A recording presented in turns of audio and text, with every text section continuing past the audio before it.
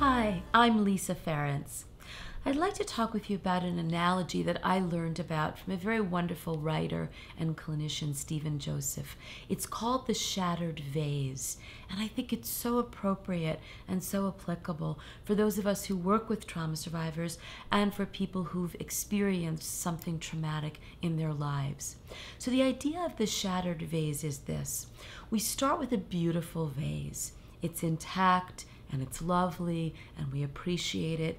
And then something very powerful, untoward happens to it, and it shatters in some way. And once it shatters, there's still this yearning to have that vase look like it did before it got traumatized, so to speak.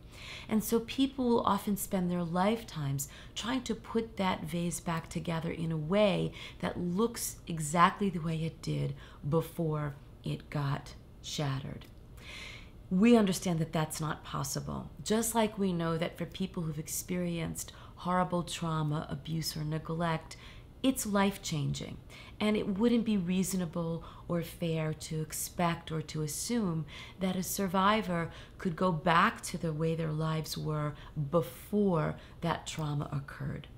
But here's the beautiful part of the analogy. If you can visualize all of those individual pieces that once were the vase, and now take those pieces and turn them into a beautiful mosaic, the message there is that, yes, it can no longer be the vase that it was, but it can still be something quite beautiful, quite meaningful, and yes, different. And so when we work with clients who have experienced trauma, I think it's really helpful to normalize for them both their yearning to have it be the way it was, to help them process and come to terms with the fact that it is a new way of living once you've been traumatized, but that you can take that experience and move forward with it in a way that creates this beautiful new mosaic.